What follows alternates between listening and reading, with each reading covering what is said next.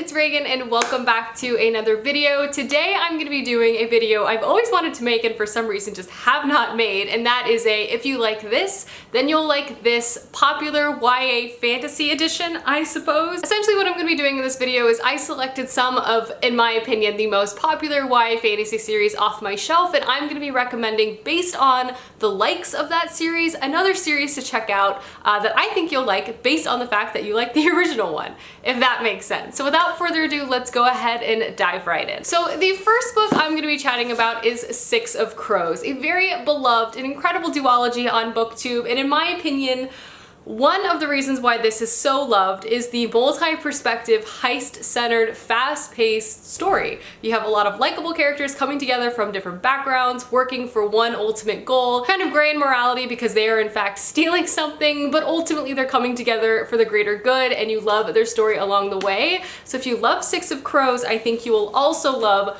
Shorefall by Robert Jackson Bennett. This is an adult fantasy novel, but I think it is super engaging from page one and has so many components that if you like Six of Crows, you're gonna love this. This is another heist-centered fantasy story following a thief, but also a large cast of characters. It's incredibly fast-paced, it has humor, it has magic, and it's a load of fun. Particularly, Shorefall is set in sort of a merchant, Venetian, Dutch-inspired fantasy world where powerful merchant houses control about 70% of the city. The remaining 30% is essentially lawless land, and that is where our main character, Sansia, lives. She is a thief by trade, and she's an exceptionally good thief because in this world the magic is kind of like magical coding. You can essentially trick objects and things to reprogram themselves and act differently, either to your benefit, make fortifications stronger, make water flow always in one direction to ensure your plumbing works great, to making lanterns burn way hot and cause explosions. Our main character Sansia can talk directly to these scribings, is what they're called, and basically very quickly reprogram them to do different things. So because of this, she's an exceptional thief. At the beginning of this book, she's hired to steal an impossible object, which she does because she's great at her job. But when she steals this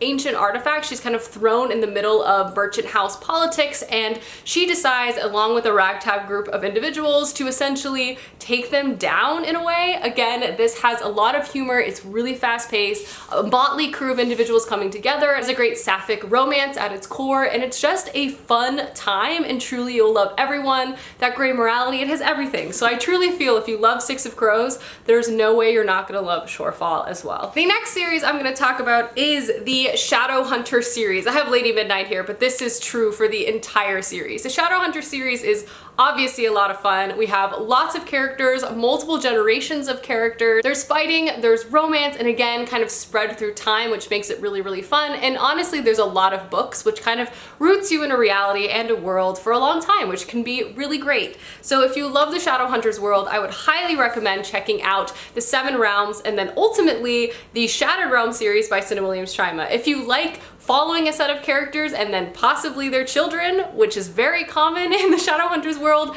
that is exactly what Cinna Williams-Chima gives you in the Seven and Shattered Realms series.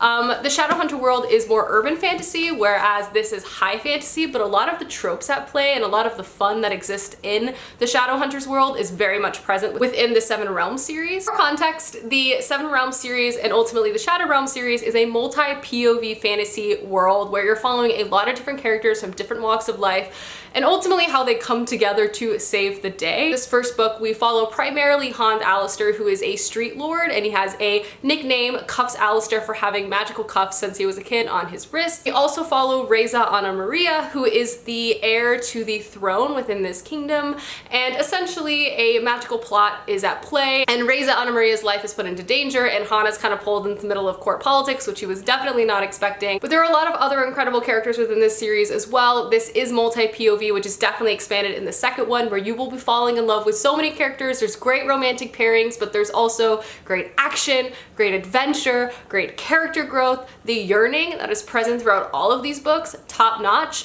as well as I feel like Cinna Williams-Chima is the master at creating these sort of disparate storylines that come together and culminate in such a satisfying way.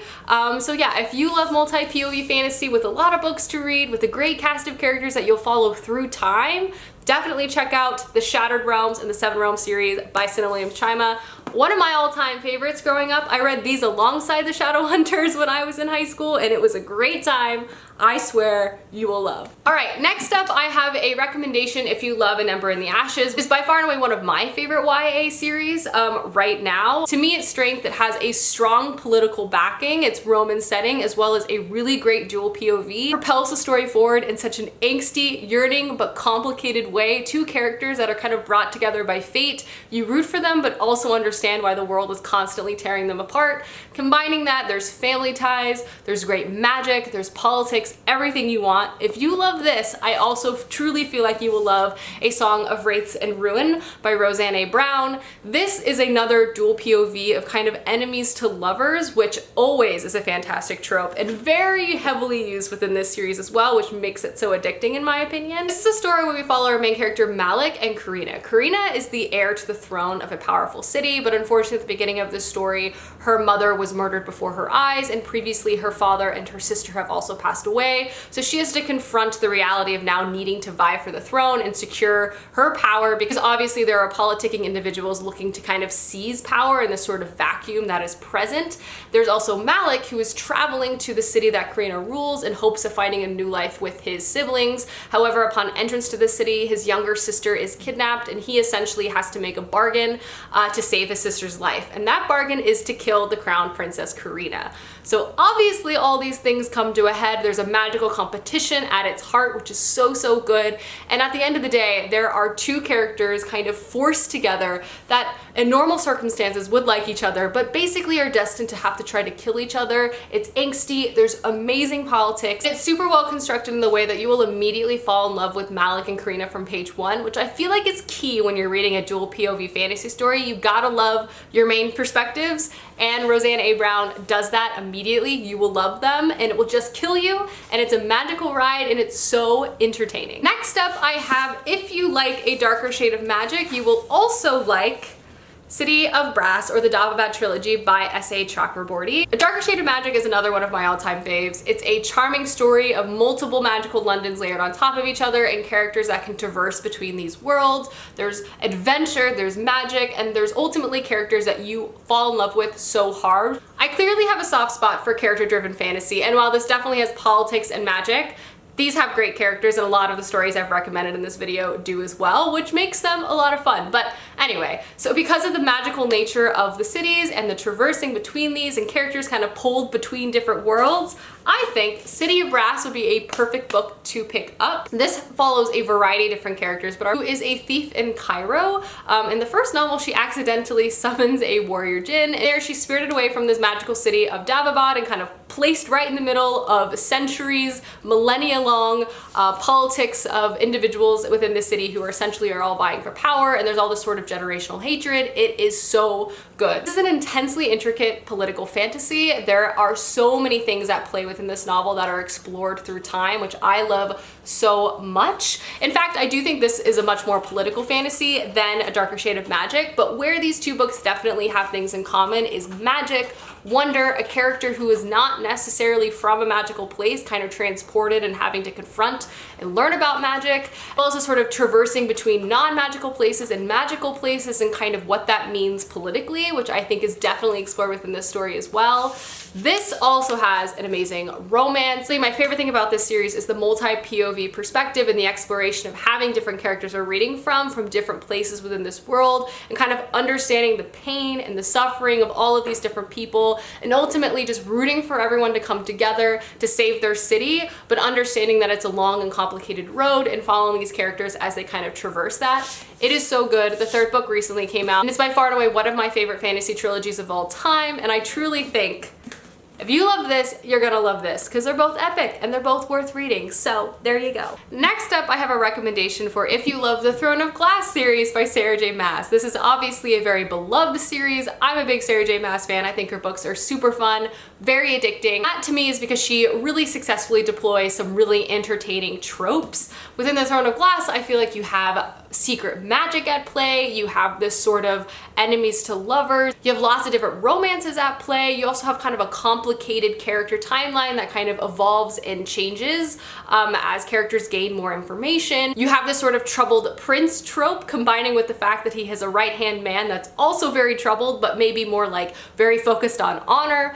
All of those things are definitely at play and make this series super entertaining. And obviously we also have a primary heroine who is funny, snarky, willing to say what she feels, and is not necessarily the perfect hero day to day, but ultimately she's gonna strive to do what's right, and what she feels like is going to protect the ones that she loves. So if you like that series, I also think you're gonna love A Curse So Dark and Lonely by Bridget Kemmer. I especially feel this way as you progress into book 2, because a lot of the tropes I've just described are definitely expanded within book 2.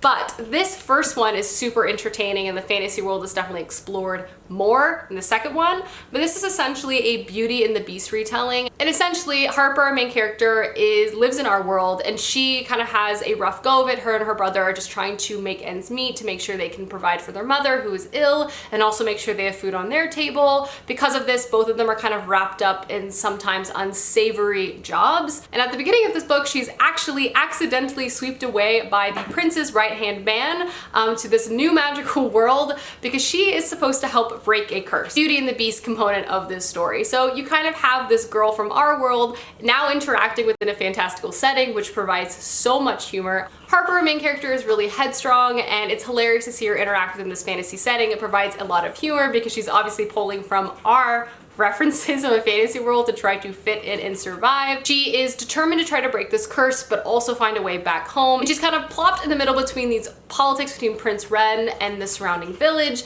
as well as a lot of the emotions and the character dynamics in this first one are really expanded in a very entertaining and thrown a glass-like fashion in the second book, as we have more hidden magic, complex politics, and truly the second book was so entertaining. But yeah, I feel like if you love the elements of Thrown a Glass, this is a series definitely to check out, because it has a lot of those same things at play. Definitely different. A lot of the elements that make Throne of Glass fun also make this book a lot of fun as well. All right, I'm on my last recommendation, and that is going to be for Cruel Prince by Holly Black. For me, the reason why I loved Cruel Prince is we had a angsty romance at its center, a will they won't they, two individuals vying for their own power and their own safety, hidden politics, hidden agenda, all set in a very lush, fae-like landscape. And for me, if you really like this, particularly the will they won't they dramatic romance at the center, I really feel like you're going to like the Remnant Chronicles by Mary E. Pearson.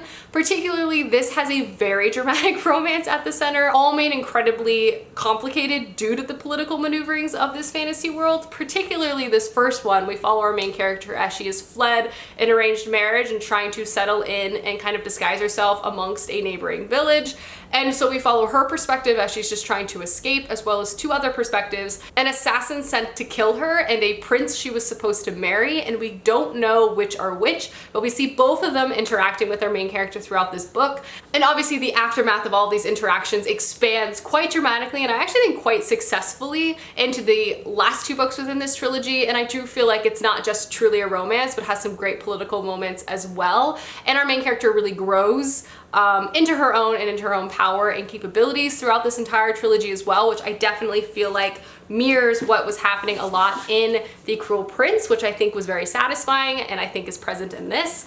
But the romance is so good and so dramatic, and I think kind of the who's who element within this series makes it super entertaining and hard to put down. You don't know if this person is truly trying to romance her, trying to kill her, or maybe the assassin is the one that's the good guy. You literally don't know, and it just makes for such a good time. So yeah, if you like dramatic romance, if you like politics, if you like watching a main character come into her own power, definitely check out this trilogy.